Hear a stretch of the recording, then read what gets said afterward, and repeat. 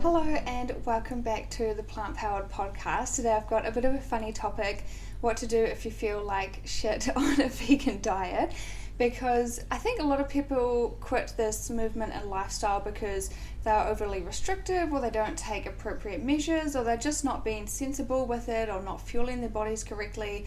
Because it is harder to absorb the nutrients from the food, or the food may have lower levels of nutrients compared to the animal products, you do just have to be serious about what you eat and just be sensible, really. Eat a wide range of colourful whole foods, but some people go to the extremes and cut a lot of things out and only eat the same meals over and over. Or I did meet one lady who only eats bread, and she said that she was just so tired. So of course you would be, because you're not getting the micronutrients or even protein or anything that you need. So I think it's a little bit of an interesting topic. There's a lot of stigma around veganism not being good for you, like you can get deficient in different nutrients. So as long as you just stay on top of it, get it regular testing done, treat it seriously, and it will all be fine most of the time. So I'll go through a few points of things to consider if you aren't feeling your best. Don't forget, if you love videos about plant-based eating or nutrition or wellness or even business life, to follow my channel. If you're listening on the podcast, I'd love if you subscribe to it, and head over to my Instagram where I post daily content as well. So number one is not eating enough. So signs of this could just be feeling really dizzy, feeling quite lightheaded, quite fatigued, maybe not recovering properly from your workouts. And because the food is also lower in calories, it does make it easy to maintain your weight and maintain a healthy BMI as well. But you do have to stack up your plate more. I like that fact because I love food, so I want to eat as much as I want, which is perfect. But for people who are really busy with work and doing long days, they often may skip meals or not eat enough snacks or anything, and it can really start to affect their energy. So I always recommend just eating often, and in between meals bringing snacks, like if you have a banana and trail mix or have some fruit and yogurt or something, or I always take like a protein shake to work with me, just to sip on between meals, because I burn my food pretty quickly. The next one is not eating a diverse range of foods. So lots of people just eat the same thing over and over, especially in the bodybuilding industry. They just eat the same meals on repeat because they've perfectly calculated out the macros, or they just maybe are too nervous to branch out and try new recipes, or different color veggies look weird and they think it'll be gross. But it's really, really important when you go to the supermarket or the farmer's market or whatever, pick different colors of things. So one week I might buy silver beet, carrots and eggplant, and the next one I might buy zucchini, kale and capsicum, or purple cabbage. I love those as well. And just try to get different colors, because all of those different vegetables are going to offer different nutrients and everything, and they're good for different parts of our body. And then when it comes to your carbs, don't just eat the same thing like over and over. Try different kinds of beans or legumes, or try some quinoa or some starchy veggies. Make like a roast veggie salad. You can even try some polenta or something with some nutritional yeast mixed through it, just for something a little bit different. But just always buy different ingredients often. That's all I've got to say. Number 3 is eating too much processed food. So like the lady who only ate bread, you're not getting everything you need. Another one is eating too much mock meat. I have done a few videos on how to choose the right kinds before, so definitely go check those out. But some of them, it all depends on the brand. Some of them are really clean, but they're a bit more expensive, and some of them, like if you buy the Beyond Burgers and stuff, it's like still quite processed. And some of there's like these plant-based garlic cubes, and they're so delicious, but should still be classed as a treat food because it's just got so many ingredients. So it's just being aware about those things, and then the rest of the time eating more tofu and tempeh and more natural sources of protein. So just save mock meat for a treat if you're buying the less healthy and more processed ones. And when it comes to snacks, like you can even see on some protein bars and stuff, they can still be really high in sugar if they've got dates or rice malt syrup in them, and some of them still have really big ingredients lists. So it's just about eating natural food as often as possible, like 90% of the time. Number 4 is you don't get regular nutrient checkups. So I always recommend doing it once a year on your birthday, or maybe you want to do it at the start of the year as well. And lots of doctors, like if you go to the doctor and just say you're tired, they don't really check for much. They usually check for iron and B12, but there's so much more that you need to be careful of and be wary of.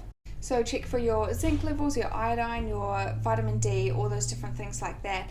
I get hair follicle tests or bioenergetic scans, so it actually shows like my full organ health, any environmental toxins, a full breakdown of all the nutrients in your body, and even like your balance with the earth and stuff. It's a very holistic tool, I'd say. But if you go into the doctor, make sure they just do like a wider check of things just for preventative measures. And that could be the reason why you're not feeling your best as well, because you really need to optimize our intake so that we can perform at our best and feel our best. Number 5 is you don't supplement appropriately. So depending on what nutrients you're low in, definitely get supplements for those. Even with low iron, it can take 6 weeks to 3 months to get back up to usual levels. So you need to make sure you're taking your supplement regularly, taking it every day. And then lots of people, they just go in, because I work in a health store, they just go into the health store guessing what they need. But if you take vitamins unnecessarily, number one, it's a waste of money, but it can also throw your balance out of whack kind of thing and make you too high in certain nutrients. And ladies come in wanting different vitamins for weight loss and to have less hangovers and stuff, but it's a bit more serious than that. So make sure you're only supplementing things that you're low in, or if it's just a lower dose for like a bit of a everyday boost, if that makes sense. So definitely get some professional help with that. And the other thing I wanted to mention was NUTRITIONAL. So I've partnered with them for a few years now. Their protein is clean lean protein. It's only got absolutely minimal ingredients. It's got pea protein isolate, and it's got vanilla flavoring and a sweetener called thaumatin, I think you pronounce it, which is similar to stevia. It's just like a plant, but some people don't like the taste of stevia. So definitely check them out. They've got some really nice flavors. I use vanilla in my pancakes, my smoothies, and my baking and different things like that. And the other one is Good Green Vitality from the same company. So this has 75 ingredients and over 24 vitamins and minerals. So if you struggle to get in enough veggies, it's really, really helpful to just have a greens powder. I've actually just started having it while I'm at the gym because I don't have any pre-workout, and the other things that were like just kind of hurting my stomach with the intense flavorings and stuff. So I've just been drinking a greens powder at the gym because it's still a big vitamin hit, so it still helps with energy and hydration and stuff. And it's also got mushrooms and zinc for immunity, and it's got ginseng for energy, folate, which is really important for women, CoQ10, ashwagandha, resveratrol. So they've got everything in it. You can just shake it up with water or have it with coconut water juice, or make it into a tropical smoothie with mango and protein and banana and soy milk and stuff. So there's lots of different options. So my code for New Zealand is Cassie15 and Australia is CassieA15. So I'll link those below as well, but go check them out and send me a message if you've got any questions. Number 6 is being too strict with your vegan diet. So things like vegan keto, when our sources of protein are a lot higher in carbs than a normal diet. So that's just too restrictive. Carbs are our primary fuel source. It's how our brain works. If you're going to the gym and trying to cut carbs, you're making your body work in overdrive mode and trying to flip around its whole processing system. So just eat healthy carbs. You don't need to be like over the top or anything.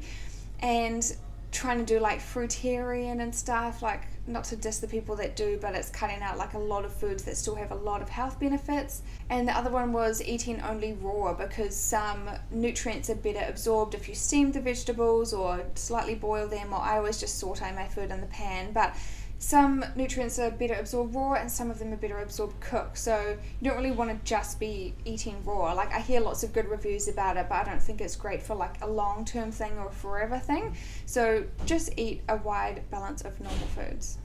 The next one is not eating enough carbs or fats for your body type. Lots of women are really, really scared of fats, and they think because fats are more higher in calories. So if you're eating nut butters or adding seeds to your food or snacking on some nuts or trail mix or even avocado, they're like, oh my god, it's so high in calories, so you can't be having that. But the thing about fats is it's really good for our mental functioning, like our cognitive focus and everything, and it's also good for our hormones. And if our hormones are balanced, then we just maintain our weight kind of thing. So it can be one of the contributing factors. So some people, like, everyone is different. Some people feel better on a higher carb, lower fat diet, and some people feel better on a higher fat and protein diet. So it's all dependent on your body type. But Just tune in with how you really feel, but I don't think it's good to demonize fats or really limit your amount of fats, because it benefits our body in so many ways. The other one is carbs. So many people are still scared of carbs, so you want to be opting for the ones that are more complex and more dense and more wholemeal and more natural foods, rather than just like white rice, white pasta, crappy white bread. Like I still have sourdough and like a gluten-free bread, but you know, like the super processed ones where it's just like tastes fake almost. So just opting for really dense carbs, so it's harder for your body to break down. It's fuller, high in fiber and all those different things. And I always say to people as well, like the number one thing to intuitive eating is just feel for what you need, and that may sound harder to do than it is, but just think about, what do you feel like right now? And sometimes it's a huge veggie stir fry with like lots of greens, and it's just got so much fiber, and like it's just really beautiful and healthy, and you feel so good. And sometimes you're like, I really just want a greasy burger. So that's totally okay. But if you eat greasy burgers all the time, how are you going to feel? Not good. So just feel for what you need. Do you want something really nourishing, or do you want something greasy? Or can you make a homemade version of the unhealthy thing, like make homemade burgers instead, so it still hits the spot, but it's a bit healthier than buying takeaways?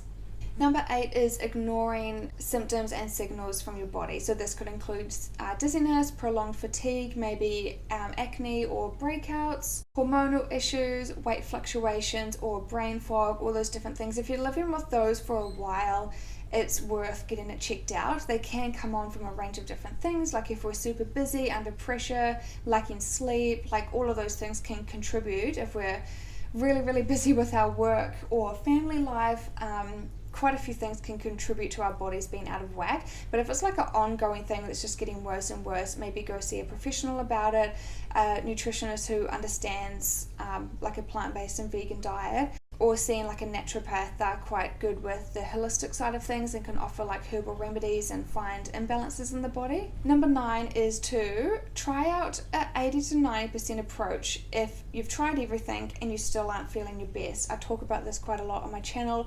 It's very demonized because everyone likes it to be like vegan or not vegan, but there's so many benefits. Like, it's better if everyone just does a most of the time approach, because it may seem more doable to the average person, or not so intimidating or scary compared to just a few people doing it perfectly. So if we can get so many people on board doing it most of the time, like doing it 5 days a week, or just having one meal that's not vegan or plant-based, if you're dining out or something, that's your meal of choice, maybe people will be more attracted to this lifestyle kind of thing. So I do believe that everyone is different and we handle things differently, and some people struggle to absorb things, some people have way more food intolerances, and maybe they're intolerant to a lot of the vegan food, so it's not as doable for them.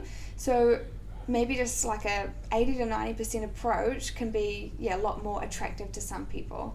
And number 10 is to try out my brand new ebook that has just launched, my plant-based muscle building guide. I've had this on my mind for like 8 months, but didn't have the time to create it, and it's finally done, which is super exciting. So I go through a whole range of topics. Basically, it kind of stemmed from the idea because I did my first bodybuilding show and I follow lots of these girls online, but it's really difficult to get advice like with nutrition and fitness that's suitable for a vegan or plant-based lifestyle. It's always like, you've got to have your protein, so fill up on all this meat and cottage cheese and pure egg whites that you buy from the supermarket, and it's just really, and even milk, and it's really focused on a lot of those foods like animal products, and there's nothing really suitable that I find. There's a couple of people who I look up to who I've seen in the documentaries and stuff, so I look at what they do with the food, but in general it's really hard to filter out the stuff that applies to my kind of lifestyle and different things that I can eat. So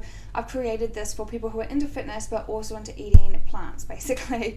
So it covers misconceptions about plant-based and vegan diets, the definition of vegan, plant-based, and I've also included a definition of Mediterranean diet, because there's one of the other high up ones in my mind, because even though they do still eat animal products, like beans and legumes and lots of veggies and lots of fresh foods are like the majority of the diet, so I really like that about it. The physical benefits of eating plant-based, this will actually shock you. It just goes so far beyond weight loss, which is why I do it. It's just got so many benefits, it will blow your mind. Different high protein foods to choose, how to make sure you're eating enough, how to stay consistent with your diet and exercise, vegan swaps, like what to use instead of eggs, cheese, meat and milk, how to meet your nutritional needs, so all of the different things that vegans can be low in terms of vitamins and nutrients, how to make sure you're eating correctly or supplementing correctly to avoid that happening. Simple meal and snack ideas, different lifestyle factors like managing sleep, stress, self-care and making sure you don't over-exercise, how to maximize your efforts in the gym if you're eating vegan or plant-based, different body sculpting tips. I have done one bodybuilding show and I'm meant to be competing again in April with WBFF, so I'm very, very excited for that. Tips for when you're dining out or socializing, mental health and body confidence tips, and I've just included some stuff about social media and stuff as well, like how to stay confident online, how to feel comfortable in your own skin, different things about just embracing your natural beauty. So I just thought that was quite important to add. And then some further resources like some of my favorite videos that I've seen recently with people who I look up to in the industry. And then last of all, I've included a supplement guide as well. So I do work in a health store, so I've included like a big holistic supplement guide, like all these different natural and herbal remedies for sleep, stress, hormones, digestive issues, lots of different things. So it's pretty jam-packed. It's got lots of information. I'm just so happy it's finally published and ready to send out to the world. So very, very exciting. So I'll link my brand new ebook below. Don't forget to check it out. That's it for this video. Don't forget to subscribe and I'll see you next week. I hope you enjoyed and thank you for watching.